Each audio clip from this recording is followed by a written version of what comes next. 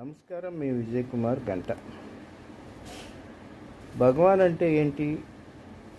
బాధ్యతని గుర్తెరిగింపచేసేవాళ్ళు. మనలోని మానవత్వాన్ని, ప్రేమతత్వాన్ని బయటికి తీసుకురావటానికి ఆదర్శనీయంగా నిలిచేవాడు. ఈరోజు బుద్ధ భగవాన్ యొక్క పుట్టినరోజు. అందరికీ బుద్ధ పౌర్ణమి శుభాకాంక్షలు.